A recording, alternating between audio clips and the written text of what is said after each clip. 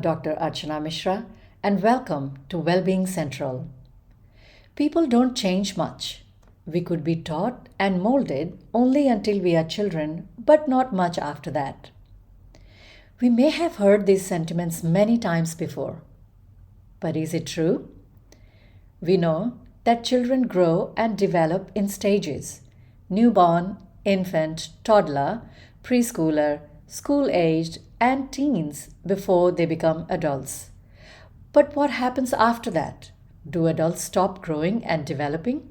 Many of us believe that we become adults and then we remain more or less the same in how we deal with the world. However, while working on my PhD thesis, I came across the concept of vertical development, which deals in how we have the potential to grow our worldview throughout our lives. Our worldview is what we think world is and should be. We grow in two ways: horizontal and vertical. When we read or learn about new things or get trained in new skills, then that helps our horizontal growth.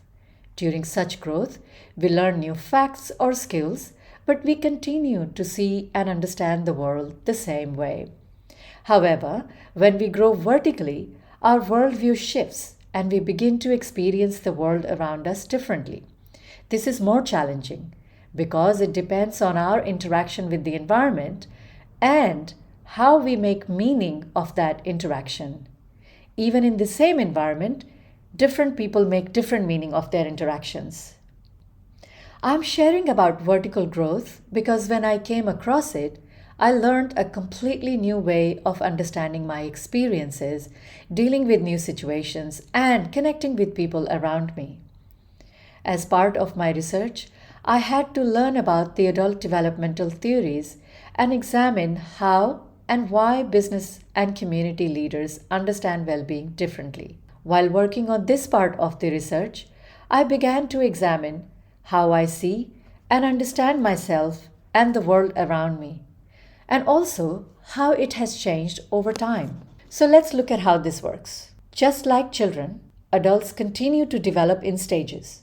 The main difference is that most children develop without any extra effort, but adults need a beneficial environment to move from one stage to the next. For us to develop, our environment must be challenging as well as supporting at the same time.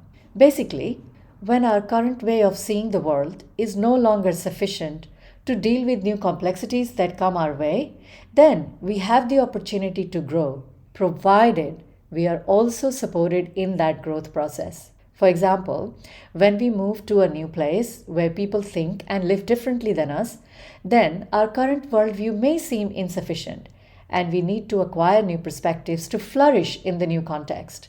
Another example could be when we move from a technical job to a managerial one that demands a completely different way of dealing with situations. In these cases, we can grow if we are also supported by people and resources around us. The concept of vertical development has been studied by many prominent scholars, such as Robert Kegan, Bill Torbert, Suzanne Cook-Grutter, and Ken Wilber. They have found 9 stages of adult development, but these 7 are the most commonly found among us. We move through the pre-conventional stage called opportunist, then to the conventional stages of diplomat, expert, and achiever, before moving to the post-conventional stages of redefining, transformational, and alchemical. At each stage, we have a unique action logic, the logic we use to make sense of our lives. At the earlier stages, our action logic is simple, and then gradually it becomes more complex when we can see more broader and deeper. Think of it like climbing a mountain. At the base of it, we can only see what is in front of us, and as we start to climb up, we can see more things, and the view continues to change until we reach at the peak. At this level, we can not only see the whole view clearly, but also other mountain peaks and valleys around us. Here, we have a complete picture of all that we have experienced during our climb, and also we can now understand the journeys of those who are still climbing. For more detail about the main characteristics of these stages, please visit my website wellbeingcentral.org, but here I'll give you some examples of each of the 7 stages through my own journey. I recall my early adulthood when I was at the pre-conventional opportunist stage. At that time, I believed that I was on my own and needed to protect myself physically, emotionally, or intellectually. At this stage, I was preoccupied with my own needs and didn't mind bending the rules to get what I wanted. I tended to put blame on external factors, rejected feedback, and saw rules as loss of freedom. It was survival at all cost. So this stage served me by giving me the ability to protect myself. But as I experienced life more, this did not seem enough. I needed more for life. I began to question my preoccupation with just my needs, and that helped me move to the conventional diplomat stage. At this stage, I wanted to belong and be liked by others. So, I suppressed my own needs and interests to fit in and keep clear of any conflict. I observed rules, conformed to the group norms, and showed loyalty to friends and family. I held a very strong right versus wrong attitude and was conscious of my appearance and status. My main goal was to please people and gain social acceptance. So, now I had this sense of belonging, which was missing at the earlier stage. While I was at the diplomat stage, I moved to Australia from India. There, I became aware of how I was blindly following the norms and preoccupied with being liked and accepted by others. I realized that I had lost myself trying to please others.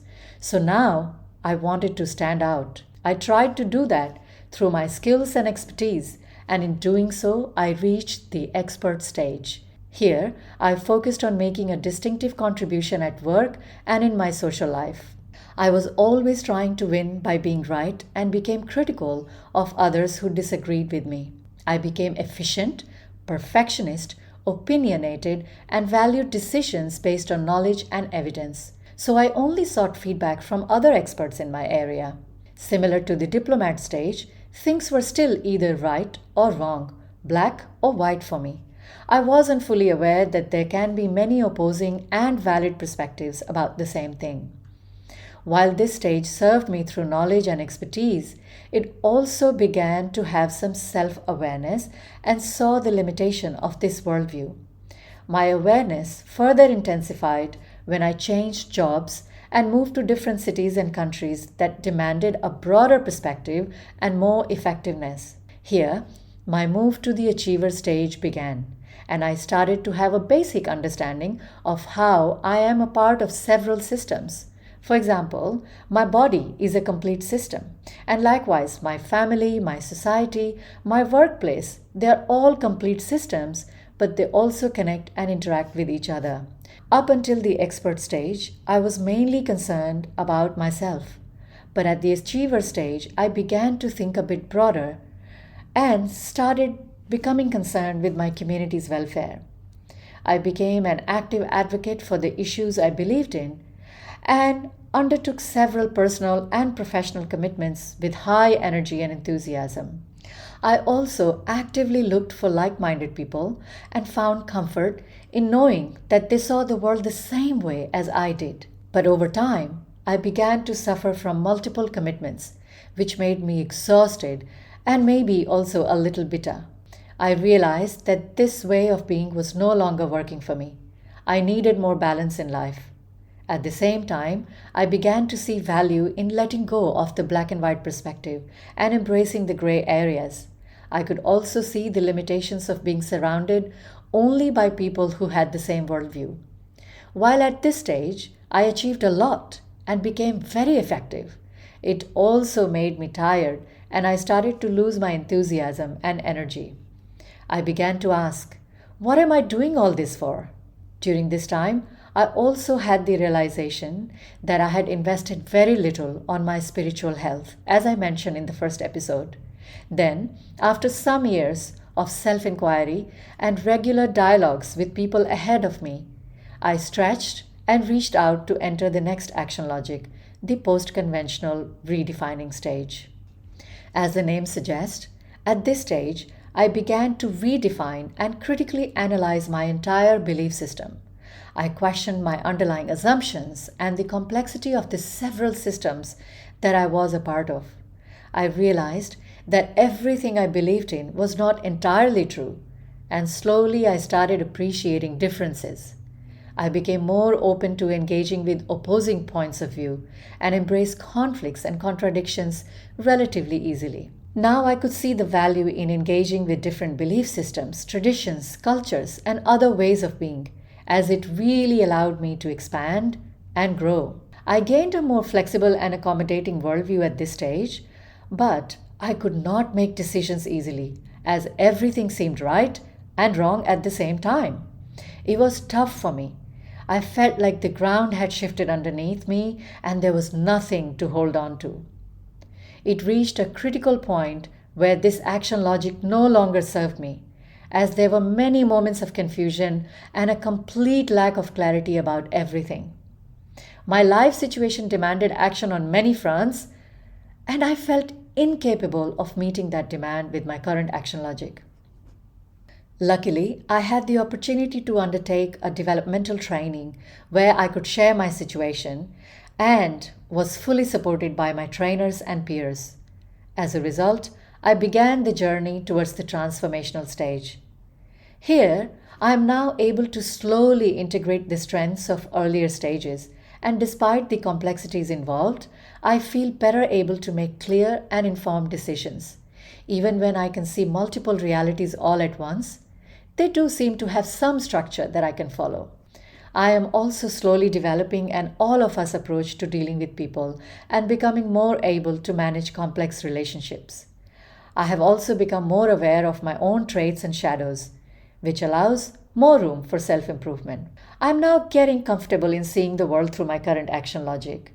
But if my environment becomes more complex one day, then I may begin to experience the limitations of the transformational stage. In that case, if I find support for further growth, then I may reach the next alchemical stage.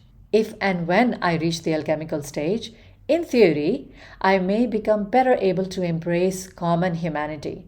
I would be able to challenge paradigms of thought and action, and will have a deeply internalized sense of self knowledge. I may be able to see light and dark, order and mess, and be able to better deal with them. Time and events will become more fluid, and I'll be truly integrated with the entire system that I am a part of. I'm only speculating these changes, of course, because I haven't reached there yet, and I don't exactly know how my worldview will change once I'm there. So you can see how we progress to each new stage only by journeying through the earlier ones. No one can skip a stage. How long we'll be in one stage and how many stages we will cover in a lifetime depends on us and our environment. At each new stage, we acquire a new perspective and gain better ability to become aware of and hence influence and integrate multiple aspects of life. This is the same as climbing a mountain where we gain an increasingly higher vantage point. Therefore, people at later stages can really understand those at earlier stages, but it doesn't go the other way. When we move to the later stages, we do not leave behind the action logics of the earlier ones. Just like children do not forget to crawl once they start walking and do not forget to walk once they start running, the earlier action logics are still available to us in case our circumstances demand that. Also, in the moments of stress, depression, anger, or any other crisis, we tend to fall back to earlier stages and use more simple action logics to make sense of the situation. I would like to emphasize that no stage is better or lesser than the other. Each has its merits and limitations, as I have described through my own journey. It is the context that makes one stage more suitable than the other. People at different stages have different views, and if we truly understand that, then we'll be able to have more empathy and compassion both for ourselves and for others. If you are comfortable and flourishing at your current stage, then that is the best place for you. However, if your environment demands more growth and you are struggling, then some specific trainings, self-reflection, and engaging with people who live and think differently than you could be very helpful. It is also important to understand that while we can expand our worldview throughout our lives, our awareness of ourselves and the world around us will always remain partial and incomplete. We all carry only a piece of truth and never the entire truth. Human development is a never ending journey with several stations, and each station is valuable for what it offers. So, as we move further along on this journey, it is important for us to try to meet people where they are without wishing them to be somewhere else. Now, I conclude this topic by asking, what do you notice? Could you see where you came from, where you are, and where you may go if you continue to grow vertically? Do you think this understanding could help you better see people in your personal and professional lives? I invite you to reflect on these questions, and if you need any clarity or have suggestions, please write to me on my website, wellbeingcentral.org. Thank you for listening, and stay tuned for the next episode where I'll share with you how I found my own oasis in a desert. Until then, let's get one stop closer to Wellbeing Central.